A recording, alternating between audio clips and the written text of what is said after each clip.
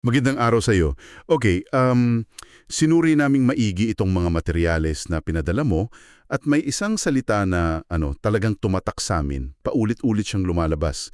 Isang salitang bihira nating marinig, pero ayon dito, parang may kakayahan daw siyang maging bisagra ng buong buhay mo. Ang salita, hinene. At ang misyon natin ngayon, hindi lang para alamin kung ano to, kundi bakit ito isang ideyang parang radical, halos salungat sa kung paano tayo tinuruang mamuhay. Oo. At yan yung nakakaintriga, 'di ba? Kasi binabaliktad talaga nito yung lohika natin. Sanay tayo na para magkaroon ng malaking pagbabago sa buhay, kailangan muna natin ng kumpletong plano. Kailangan alam mo yung ano, yung paano, lalo na yung bakit, bago ka kumilos. Pero ang argumento dito, ang mga pinakamahalagang pagbabago sa kasaysayan, hindi nagsimula sa kalinawan. Nagsimula sila sa mga taong sumagot ng oo nang hindi pa nila alam kung para saan. Okay, let's unpack this. Simulan natin sa pinaka-basic. Ang literal na salin ng hineni ay, "Here I am," o "Narito ako." Pero paulit-ulit na sinasabi sa notes mo na, napakababaw daw niyan. Anong kulang sa translation na yan? Malaki. Kasi para talaga makuha yung bigat nito, kailangan balikan yung pinanggalingan niya sa Hebrew. Itinatali ng mga binabasa natin yung salitang to sa ugat nitong hen, na ang ibig sabihin ay biyaya, pabor o presensya. Teka, dito ako unang, naguluhan. Kung ang ugat niya ay biyaya o grace, bakit parang ang bigat ng dating niya? Kasi 'di ba ang grace parang isang bagay na tinatanggap mo, pero itong hineni parang isang bagay na binibigay mo, isang mabigat na commitment. What's fascinating here is yan mismo yung connection. Ang ideya ay dahil nakatanggap ka ng biyaya, nagkakaroon ka ng kakayahang ialay ang iyong buong presensya. At sa Hebrew, ang mga salita ay hindi lang basta description, sila ay performative. Kumikilos sila, may nangyayari kapag binibigkas mo. Anong ibig sabihin ng performative? Parang sa isang play. Parang isipin mo yung I do sa kasal. Ah, okay. 'Di ba hindi mo lang sinasabing, oo, payag ako. Sa mismong pagbigkas mo ng mga salitang yon, boom, nagiging mag-asawa na kayo. May nagbabago sa mundo. May nangyayari. May nangyayari, ganun daw kabigat ang hineni. Kapag sinabi mo yon, hindi mo lang sinasabing present na para sa roll call. Ang sinasabi mo ay inilalagay ko ang buong sarili ko dito, ang atensyon ko, ang kalooban ko, ang kahandaan ko sa sitwasyong ito kahit hindi ko pa alam ang lahat ng detalye. So hindi siya passive na pagtanggap. Ito ay isang aktibong pag-aalay. Eksakto, binibigyan diin sa mga materyales na hindi ito pagsuko dahil wala ka nang magawa. Ito ay isang aktibong pagsuko. Isang sinasadyang pag-align sa isang bagay na mas malaki kesa sayo. Sinasabi mo, narito ako, handa akong makinig at sumunod bago ko pa man malaman kung ano ang ipapagawa. At yan ang nakakatakot na parte. At dito na parang nagiging mas malinaw yung konsepto kapag tinignan natin yung mga kwento sa Biblia na binanggat mo sa sources mo. Dito talaga siya nagkakaroon ng laman. Unang-una si Abraham. Nasa bundok Moriah at ang utos sa kanya ay, isakripisyo ang sarili niyang anak. Nang tawagin siya, ang sagot niya, hineni. At pansinin ho, walang follow-up question. Oo nga. Walang, teka lang, paki-explain. Walang negotiation. Isang tugon lang na nagpapakita ng total availability. Tapos meron ding kwento ni Moses sa harap ng nagliliyab na puno. Isa siyang pastol na tumatakbo mula sa kanyang nakaraan, puno ng insecurities. Pero yung hineli niya, yun ang naging unang hakbang para palayain ng isang buong bansa. Pero sa totoo lang, kung isipin, parang ang dali para sa kanila. Hineni. Tapos, para sa isang normal na tao, yung sagot dapat ay, sandali, sigurado ka ba dyan? Baka pwedeng pag-isipan muna natin to. Hindi ba delikado yung ideya ng basta-basta na lang pagsunod ng walang tanong? This raises an important question. At ang sagot na nga nilanatag ng sources mo ay hindi ito tungkol sa bulag na pagsunod. Ito ay tungkol sa tiwala na nabuo sa isang relasyon. Ang hininga ni Abraham ay hindi nangyari sa unang araw na nakilala niya ang Diyos. Bunga yon ng dekada ng paglalakbay at pag-uusap. Ganon din kay Samuel. yung batang paulit-ulit na nakakarinig ng tawag. Sa una, akala niya tao lang. Pero sa bawat pagsasagot niya ng narito ako, pinapatalas niya ang kanyang pandinig hanggang sa makilala niya kung sino talaga ang tumatawag. So parang muscle na kailangang i-train. Hindi siya one-time, big-time decision. Oo. At may malinang na pattern na ipinapakita ang lahat ng mga kwentong ito mula kay Abraham, Moses, Samuel, hanggang kay Isaiah at maging kay Maria. Inilatag ito sa materyales mo bilang isang apat na bahaging proseso. Una, laging may tawag, isang bagay na hindi inaasahan, madalas nakakagambala pa nga. Pangalawa, may tugon sa threshold, yan na yung moment ng hineni, ang pagtapak sa hindi sigurado. At pagkatapos lang ng tugon na yon, doon palang papasok yung pangatlong bahagi, ang aksyon ng Diyos. Siya na yung magbibigay ng direksyon, ng kapangyarihan, ng susunod na hakbang. At pang-apat, laging may nagbabagong resulta. At dito, para sa akin, yung pinakamalaking aha moment. Wow, sandali! Baliktad yan sa lahat ng tinuturo sa atin sa business school, sa career planning, sa lahat. Ang turo sa atin, plan first, get all the info, then execute. Pero dito, ang sinasabi ay commit first, show up, and then the plan will unfold. Nauuna ang kahandaan bago ang direksyon. Exactly. At yan yung nagkokonekta sa problema natin ngayon. Kung ganun kalakas ang epekto ng pagiging handa noon, bakit parang ang hirap-hirap nating gawin ngayon? Anong nagbago sa atin? If we connect this to the bigger picture, yan yung tinatawag sa mga binabasa natin na psychology of waiting for clarity. Isang cultural mindset na nagsasabing, hindi ako gagalaw hanggat hindi 100% clear ang lahat. At may tatlong malalim na ugat daw ito. Una, yung matinding takot na magkamali. Ayaw nating magsayang ng oras, pera o effort. Pangalawa, yung pangangailangan nating makontrol ang sitwasyon. Gusto natin tayo ang may hawak ng manibela. At ang pagsabi ng hineni ay pagbibitaw sa manibela na yon. At pangatlo, na sa tingin ko marami sa atin ang makaka-relate, ay yung analysis paralysis.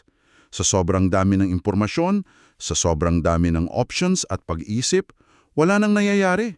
Paralisado na.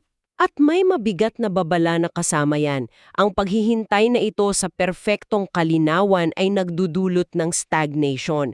Nagiging present tayo sa pisikal, nandun tayo sa meeting, sa hapagkainan, sa simbahan, pero ang totoo, quietly unavailable tayo sa espiritual.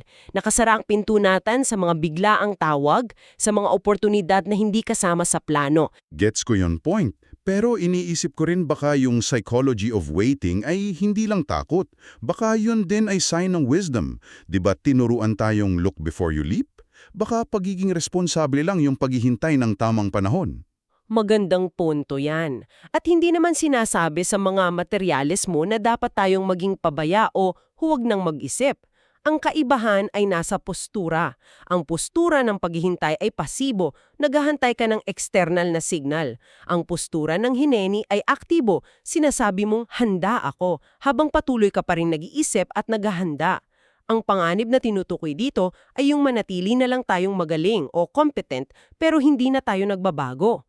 Dahil ang tunay na paglago ay nangyayari sa mga threshold, sa mga sandali ng kawalang katiyakan. At ang paghihintay sa perfectong kalinawan ay isang magalang na paraan para iwasan ang lahat ng threshold na yon. So, ang tanong ngayon, paano natin lalabanan itong psychology of waiting? Ang ganda sa mga materyales mo ay hindi ito nagtatapos sa teorya. Sa mga notes na pinadala mo, pinulugan mo itong parte tungkol sa mga practical na pagsasanay. Paano isinasabuhay ang hineni sa araw-araw? Oo, at ang ganda nito ay hindi ito tungkol sa malalaking herogikong kilos. Tungkol ito sa maliliit na pagbabago sa gawi. Ang una ay tinatawag na intentional na presensya or intentional presence. Ang mungkahi ay napakasimple. Simulan ng araw, bago pa man hawakan ng cellphone, sa isang tahimik na deklarasyon. Pwedeng sa isip lang, Panginoon, narito ako. Anong epekto niyan? Parang simpleng dasal lang. Ang epekto niyan ay nagtatakda ito ng tono para sa buong araw. Imbes na magsimula sa reaksyon, pag-check ng email, ng social media, nagsisimula ka sa isang proactive na state of availability. Sinasanay mo ang sarili mo na maging bukas. Ito yung pinaka-basic na training para sa hineni muscle. Okay, I like that. Ang pangalawa ay kamalayan sa threshold awareness. Ang sabi dito, sanayin mo raw ang sarili mong makita ang mga threshold o pasukan sa araw mo, mga sandali ng desisyon o kawalang katiyakan. At hindi ito kailangang malaking bagay. Halimbawa, yung moment na magre-ring ang phone mo at nakikita mong yung taong matagal mo nang iniiwasan ng tumatawag, that's a threshold. Ang hinini-practice ay huminga muna at isipin, okay, isa itong threshold, imbes na takot o pag-iwas ang unang reaksyon ko, paano ako tutugon nang may postura ng narito ako para dito? So imbis na, oh no, ano na naman to? Ang mindset ay, okay, this is a moment, I'm here for it.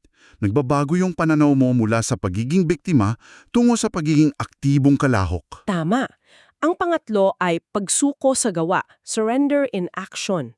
Ito yung panlaban sa analysis paralysis. Ang sabi sa source, kung may nararamdaman kang tawag o tungkulin, halimbawa, gusto mong simulan ng isang community project o gusto mong ayusin ang isang sirang relasyon, huwag mong hintayin ang buong blueprint. Gumawa ka ng isang maliit na hakbang. Anong halimbawa ng maliit na hakbang? Kung community project yan, baka ang unang hakbang ay mag-research lang online for 1 hour o kausapin ng isang tao na may alam tungkol doon. Kung sirang relasyon, baka ang unang hakbang ay i-draft lang yung text message na ipapadala mo kahit hindi mo pa isend. Ang mga maliliit na hakbang na ito ay tinatawag sa materyales na spiritual rehearsals.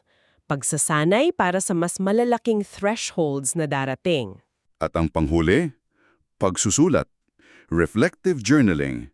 Hinihikayat kang isulat ang mga pagkakataon na ang pagsabi mo ng oo bago ka pahanda ay nagbukas ng mga bagong pinto o kaalaman. Para saan ito? Atin yung mga pagkakataon na gumana yung pagtitiwala natin. Kapag isinulat mo, nakikita mo, o nga no, nung kinuha ko yung trabahong yun na akala ko hindi ko kaya, dun ako pinaka natuto. O nung nag-volunteer ako kahit busy ako, dun ko nakilala yung asawa ko. Nagkakaroon ka ng sarili mong ebidensya na mas madalas ang pagtugon sa tawag kahit hindi sigurado ay nagbubunga ng maganda. At lahat ng ito kumukonekta sa isang konsepto na binanggit mo kanina, yung ripple effect, na ang isang sandali ng hinini ay hindi natatapos sa'yo. Oo, dito nagiging mas malaki lang kwento. Sinasabi sa mga materyales mo na ang isang personal na narito ako ay lumilikha ng mga alon na umaabot sa iba. Dito na pumapasok yung mga modernong halimbawa na binanggit. Halimbawa si Maria, isang guro na napansin niyang maraming estudyante sa komunidad niya ang nahihirapang magbasa. Walang budget, walang programa, walang malinaw na plano.